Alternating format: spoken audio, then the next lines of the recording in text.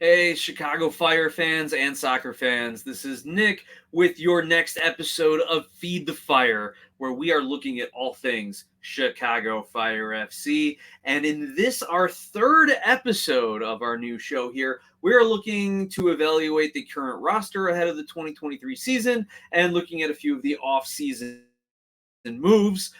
In one word, underwhelming would describe what the Chicago Fire have done, at least on the incoming front.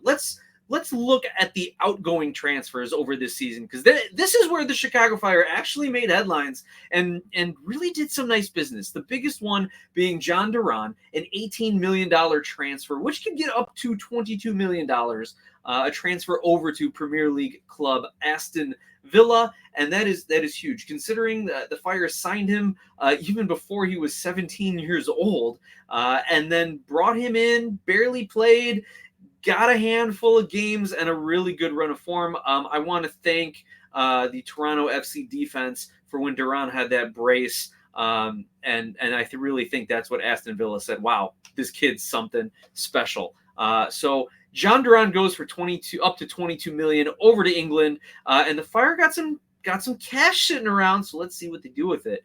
Now, before that, probably the longest story, the Gaga saga, as many people coined it, and was just nails on a chalkboard to me. But I had to say it that one time just so you could hear it as well. But the transfer of Gaga Slonina to English club Chelsea was a huge deal, because it was probably the highest profile transfer of the Chicago Fire's club history, I'm going to say, going all the way back to 1998. But additionally, this was, again, another 18-year-old, a teenager who was from the Chicago area, who came up through the Fire system, who got first team minutes, was starting as a teenager, who played really, really well, other than a small stretch of games where people will say, well, his head wasn't in the game because he was talking about, do I commit to the U.S.? Do I commit to Poland? The Polish National Federation is here courting me, giving me jerseys with my name on it,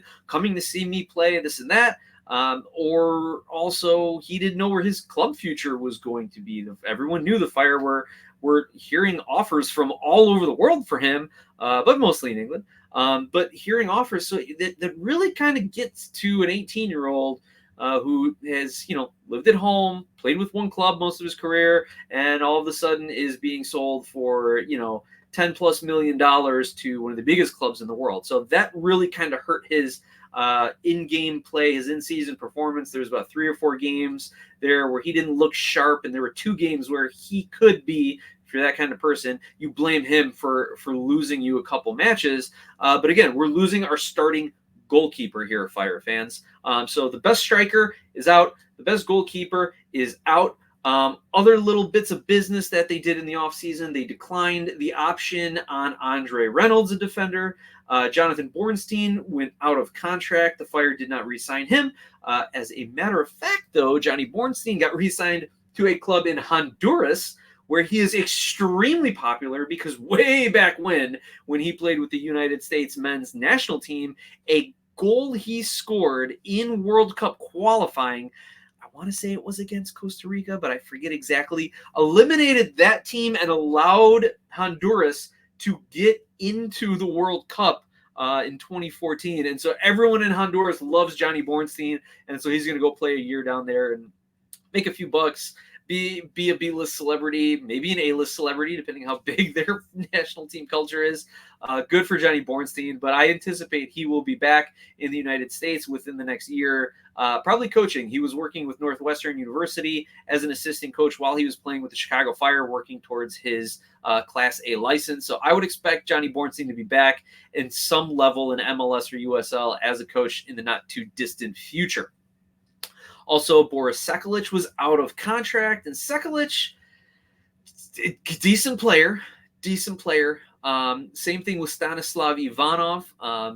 Did not get re-signed by the Fire. A couple of guys who were solid for them, who showed up week in and week out and played competent soccer, but that was it. And those are the kind of spots on your roster. This is nothing against Sekulic and Ivanov, but those are the kind of spots on your roster and the players on your roster that if you are going to make a leap ahead in the standings and make a run in the playoffs, Those are the positions you can't have just guys, just average, good, competent players. You need them to be a bit above average, and when called upon to outperform what their expectations are in certain games, right? If you have your stars, if your DPs for whatever reason can't bring it in a game, you need Sekulic and Ivanov to step up, and they just didn't do that. They were very consistent, but they did not step up. They probably hit their ceiling, and that's why the Fire are moving on from them.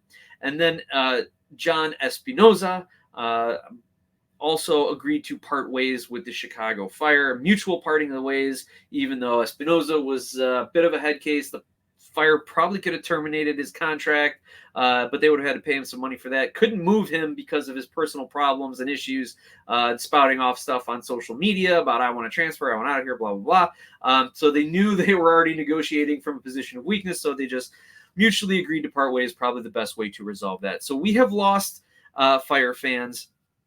And those outgoing moves, our striker, our goalkeeper, starting right back, and Sekulic, or I'm sorry, Ivanov, who actually started on the wing occasionally for the Fire. So we've lost a spot starter, depth wing piece, as well as do-it-all Johnny Bornstein and a couple defenders. So we are weak in the back, and we are missing a solid striker up front.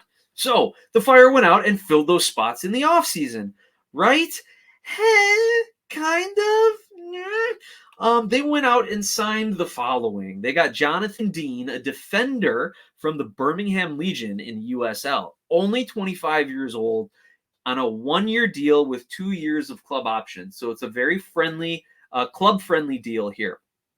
And you've got a defender who's going to have to prove he can cut it at the MLS level, moving up from the USL.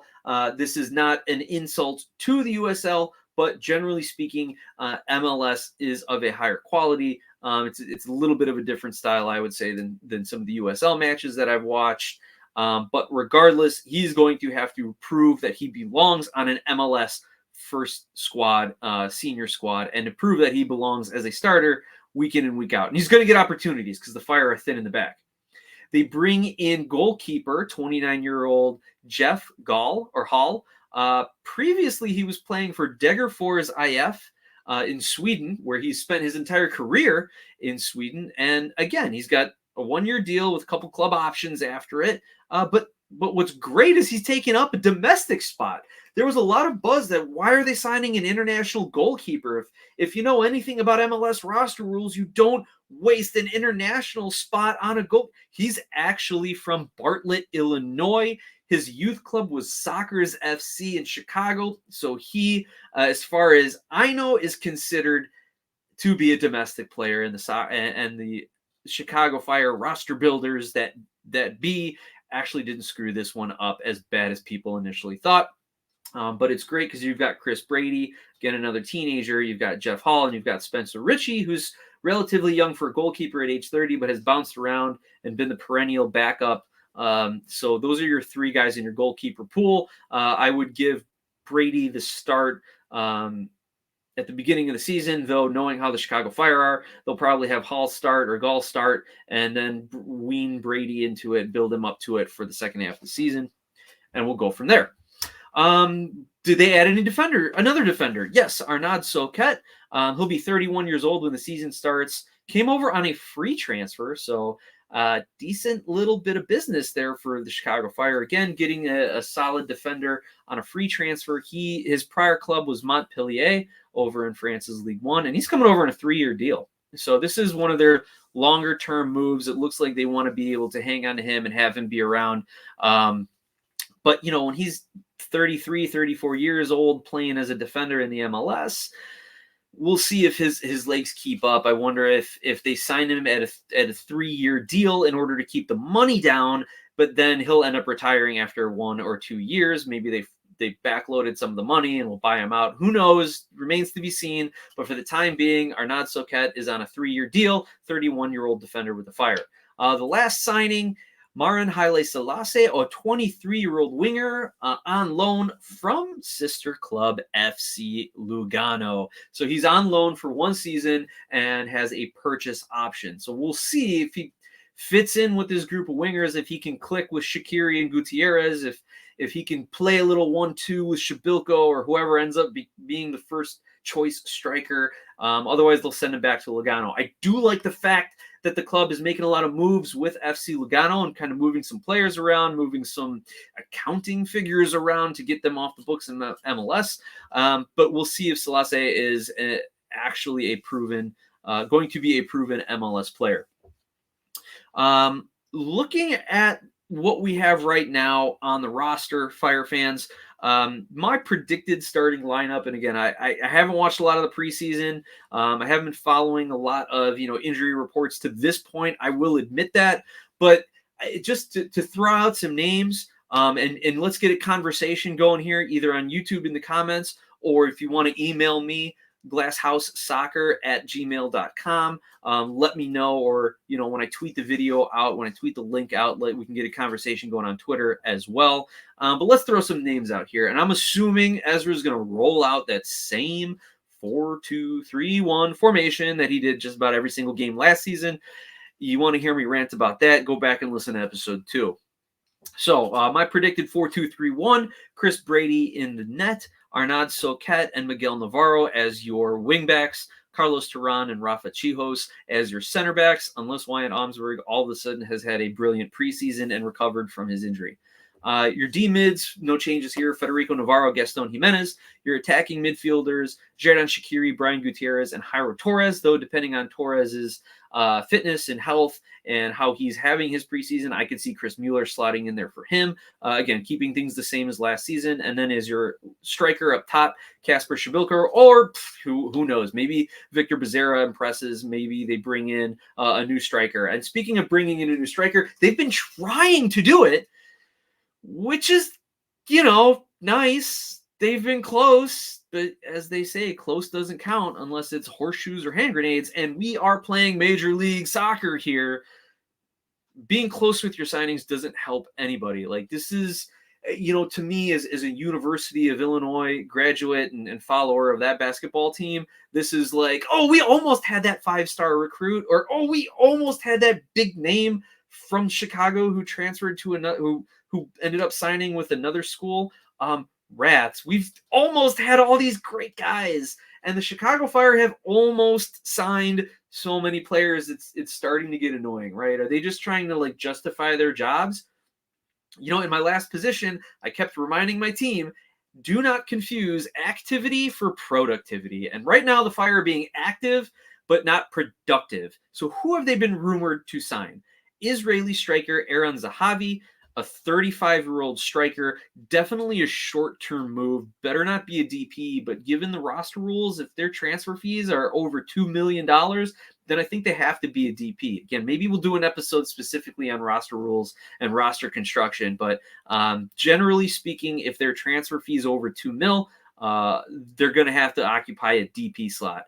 So if he does, they've got the open DP spot right now since they bought down Gaston Jimenez with allocation money. But do you really want a 35-year-old striker coming over from the Israeli league? I don't know.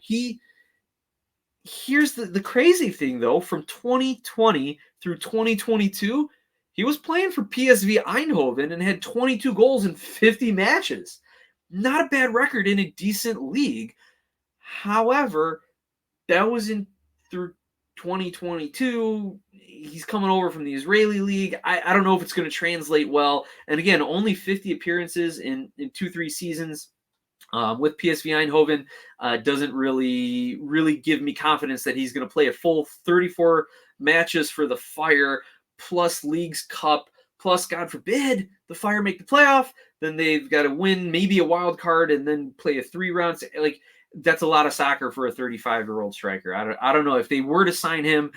I don't know if he's going to be as productive as they think, or as his numbers in the past have borne out.